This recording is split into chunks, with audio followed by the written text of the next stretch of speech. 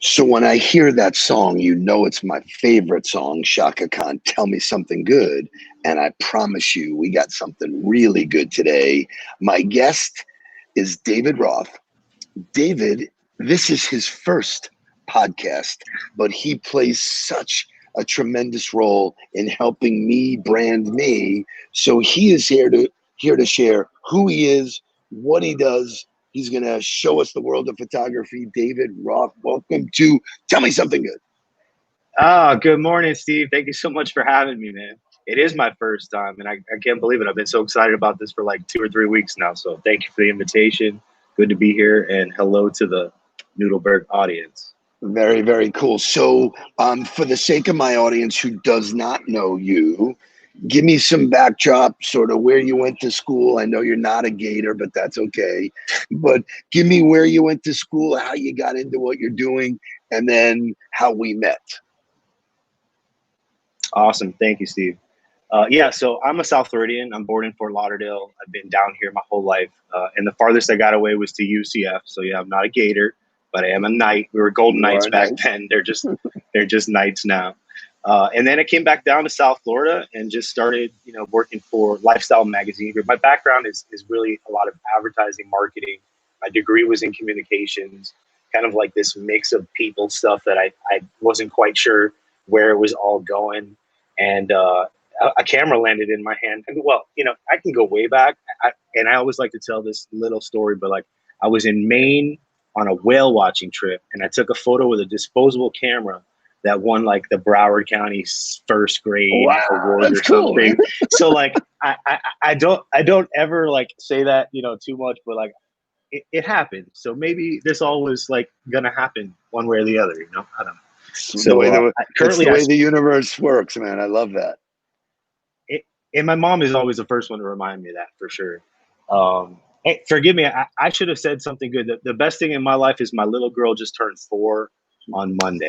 So that's my something good before I go any further. Love it. Yeah, love it. So, currently I specialize in headshots and portraits. And it kind of goes hand in hand with a personal brand, as you said, and the importance that image is taking online in our day-to-day business lives right now. So yeah, I specialize in making people look good and getting in front of my camera and getting them comfortable and really trying to show the world a little something extra that, maybe a regular picture can't show. So I love that. And obviously you and I have worked together and we've done some really good stuff. But I want to speak to specifically how we met, because it was a social media thing. God, you lived in the same town as my son, so sort of social media does work. It does put people together in a really relevant way. And so kind of share that story, and then we'll talk about the importance of being your best self, authentic, but, best self in social media. Agreed. Yeah, social media brought us together, and I won't be shy in saying it was your energy and your son's energy that drew me into you guys. I think I told your son when I first met him that like I've known about your dad my whole life, but like I never met him, kind of thing. But you're just one of those guys I always knew about, probably in the advertising world, But I grew up like 2 blocks from where your son was living in the next neighborhood, and never knew him at the time. But yeah, I found him on social media and just said, I need to get you in here. I would love to show you what I do. Let's connect. And that's what led me to you, through Mark. So I thank Mark for that very much. But I just wanted to be in your world. And I think that the way when I started hearing the messaging you guys put out in the huddle every day, it just resonated with what I do, which is that I can't get from, point A to point B without dealing with the people in between. So for me, it's about people. And that's it, man. And so for me, there's a lesson there that I want to share with my audience. As a young entrepreneur, you're willing to put yourself out in front of it. And so you invested in, hey, I'm going to go meet you, and I want to meet him, and I want to do. And so those efforts pay off long-term as well as sometimes short-term. But so I'll fast forward and I'll say, okay, so we meet, we have a conversation. first I did see the photos that you did for Mark, and Mark was very subtle about not telling me. And then he changed his LinkedIn photo, and I was like, where did that come from? Because you did an amazing job. So what's interesting and what I want to share with people, and then maybe we can go off in another direction. When you and I agreed to do my photos, I've been in tons of photo shoots. I've been in magazines. I've been in stuff. And most of what I have migrated to was just using regular photos with your iPhone, or a Samsung or whatever. So my expectation of doing work with you was that I would spend 15 minutes doing headshots, and then that would be it. And what transpired was a real wake-up call to me, because we spent a couple of hours. You were extremely well prepared. We went to different places and different backgrounds, and I had a blast. You invested yourself emotionally, so we connected and you got a piece of me. So I want you to talk about the business of headshots and then expand to some of the other things that you do, because it starts with a headshot, but there's so much more to capturing yourself and your energy on, and your personality on photographs. Agreed. Thanks, Steve. It's funny because, and again, you say young entrepreneur, and I still feel young, and I hope I always do. And I feel like I'm at a point in my career where I'm starting to look back a little bit on how things were and how they are. And that's where you see me coming together now, is that the preparation is important, and that what I bring to it is really important. And I kind of laugh back sometimes at the way I approached jobs in the past, but well, you don't know, you don't know. And if you're always seeking, then you'll get there, hopefully. Right. So yeah, Awesome. I slept in a whole luggage cart full of stuff. I couldn't believe it. I was like, what are you doing? He goes, oh, I need 40 minutes to set up. And I go, set up what, man? What are we talking about? It's just like, well, it's funny because thing, I think even the valet downstairs that day said, I've never seen anybody bring that much stuff. And I said, well, it depends on how good you want the picture to be. It's really, and it's like, I mean that in the most humble way. It's just, I'm learning. I have so far to go, and I'm just learning, and I'm on that journey.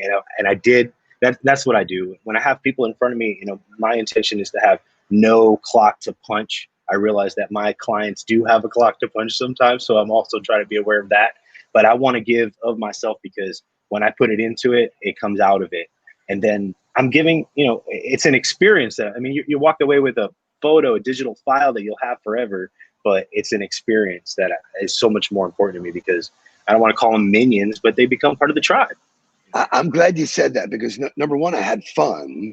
I was really into it. I did not realize the level of energy I needed to bring to the picture in terms of posture.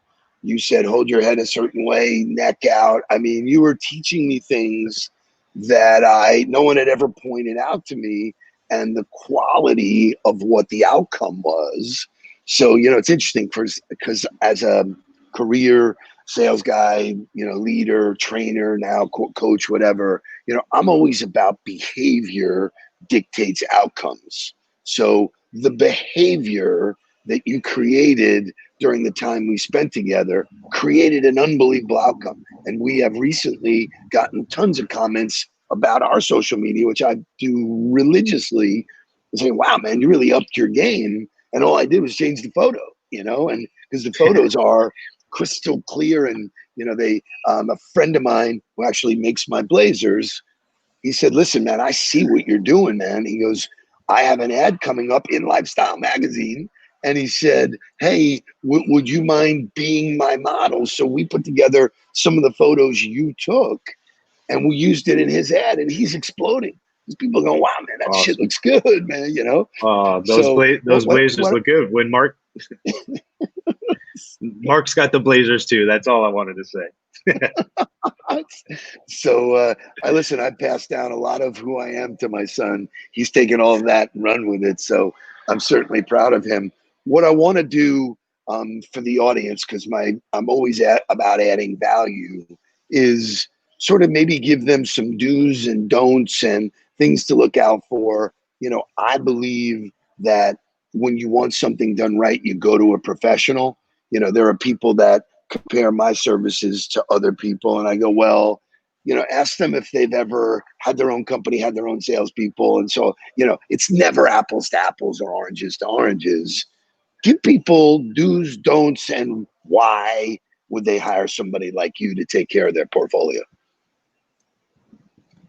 For sure. One of the top things that comes to mind, especially for your audience, would be the direct correlation to LinkedIn. Per LinkedIn themselves, they're the ones putting out the data. The number most recently is 14 times. So number one, a professional headshot is going to garner you on average today 14 times more page visits than you would normally get on LinkedIn. Now, that also leads to, what I like to call the 60% rule. So we've got this bubble on all of our social medias, and you get to take up as much or as little space in that bubble as you want. And I mean, this stuff isn't about being vain. It's about being strategic, So the 60% rule says use your face in at least 60% of that bubble so that you're catching some attention as people are flying through. We all know we have microseconds to grab people's attention today. So whether it's a dope blazer or putting 70% of your head in the screen, make sure that you're really using that bubble to show people who you are, or both. Yeah, both will work really well too. So that's something, the 60% rule I like to say. So fill that hole. Don't be afraid to fill that hole. Don't be afraid to cut off a little bit of the top of your head. Nobody's in it for the top of your head. So, they want to see you. And I always say, combine that with a great expression. Combine that with expression that talks, that says something extra, because that bubble doesn't let you talk. They got to go to your page. They got to watch your videos to hear you talk. So let's do some talking just with your expression in the bubble, because that professional headshot, along with the 14 times more visits, is going to lead to 36 times more chances of getting direct message on LinkedIn. So we all know that we want those direct messages. The quality of the direct messages is the next thing after that. But like you guys always teach me. But, getting the messages is certainly something we want. So a couple other quick do's, use an up-to-date photo. So many times we can all be guilty of using that photo that's 15 or 20 years old. And the people that know us know that it's 15 or 20 years old. So it's not like we're pulling one over on anybody. Use an up-to-date photo. Show people what you look like today is definitely a good thing. Selfies, I like to say don't use selfies. Don't use cropped photos where you're cropping out the other people in the group, certainly not your family members and stuff. Don't use the bar mitzvah pictures or the wedding pictures. You're on LinkedIn with a purpose. Let's get you to the level where you're going to be taken as seriously as you take yourself. Love it. Love it. So what are some bloopers or don'ts, if you will, that you see people doing that you might want to share?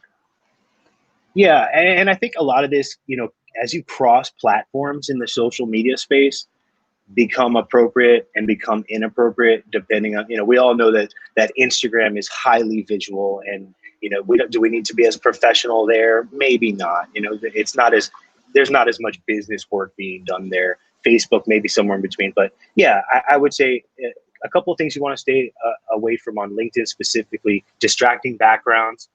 Make a nice, simple background so that you are the main focus. Again, using that 60% rule so that you're getting as much attention as you can. I know that we all have a tendency to want to incorporate our hobbies in our photos.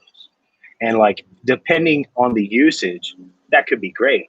But for your profile photo, your main photo that is your introduction, unless you're like an elite world-class chef or something, having the spatula in your hand is probably not necessary. And even then, probably Gordon Ramsay doesn't have or maybe he does have a big pitchfork or something. But try to keep your hobbies out of that initial first impression. If we can get people to come through to start getting to know you, then let's let them know that you like to run and you like to fish or you like to read or, these things. It's definitely, going to be more engaging as the second kind of thing. Filters, I would recommend staying away from filters. We all want to go crazy with filters sometimes. On your profile photo, I wouldn't use a filter. Be you. Be genuine.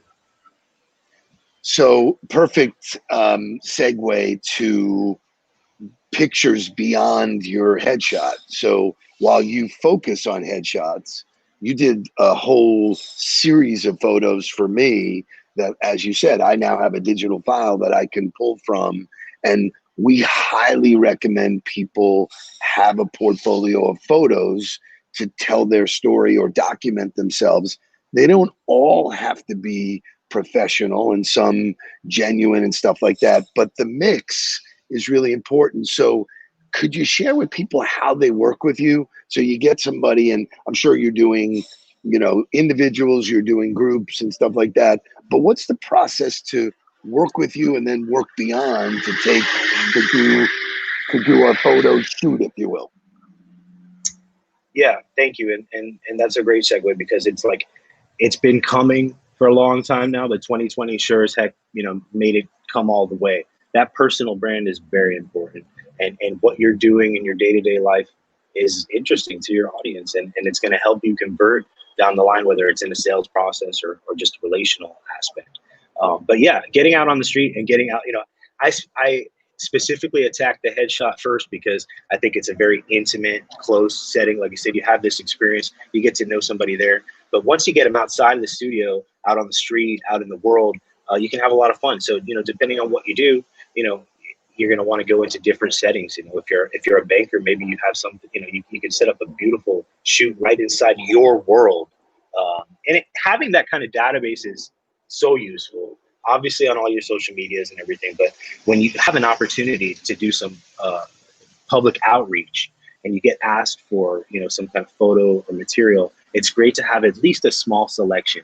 It'd be great to have a wide selection. I recommend to my clients who want to make that investment, let's shoot 3 or 4 times a year so that we always have a pretty current database of stuff for you to pull from and engage people with. I love that. So, as we wrap this up, this has been great. I want to do 2 things. As an entrepreneur, and having lived through the last 8 or 9 months, what are your keys to success? What do you think? What mindset? What tactic? What's been going through your mind to be successful in the midst of everything that's gone on? I would say that my number one thing personally that has worked for me is to know that there's going to be a moment in every single one. And I should have known this before in 2020, but I'm learning. I said to myself, okay, I'm going to wake up every day and there's going to be a moment in the day. It may come early, it may come late, but there's going to be a mountain to climb. There's going to be something that doesn't go right. There's going to be something that's just nuts. But I know it's coming now. And I just know it's coming. And then when I recognize it, I get to kind of laugh it off a little bit and say, here it is. This is the one, and move past it. Because to be honest, there I am. Don't say to be honest. Good friend. Thought I taught you better, my friend. Yeah, good friend told me that. It just creeps out of me.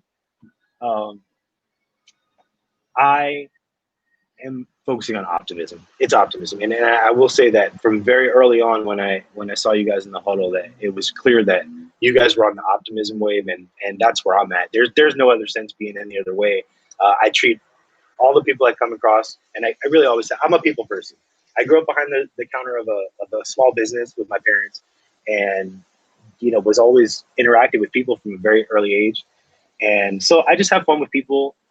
I try to treat them well, and I'm just being optimistic because I know that the roots that we're all laying right now, those of us that have been working through this strategically, optimistically, connecting with people in any way we can, these interactions are going to carry us. We're going to fly on the other side of this stuff. Forget about it. Love it. Stay positive, make little steps. The little steps lead to the big stuff. I love it. So you're just a breath of fresh air. I enjoyed working with you. How can people who are watching this get in touch with you so that they can explore having their own headshot / portfolio done? Because it's a guaranteed, you invest in yourself and good things happen. So how can they find you, where, when, and how? Thank you, Steve. Yeah, I'm totally available. I would love to talk with anybody that wants to talk about these things and even just, shoot it a little bit. My website's dhrheadshots.com. You can find me there. And my email is david@dhrheadshots.com. I would love to help anybody that has any questions and get you on a path to looking great, feeling great, and doing more business, capturing more attention. It was a wonderful experience for me. I'm thrilled that An you were able honor. to share. I'm thrilled that you were able to spend time and share your knowledge with my audience. And I highly, highly recommend that you spend the time with this young man. You're a treat. I had fun. You're going to be part of the on the ball world. You know, as we continue to grow, there'll be more opportunities.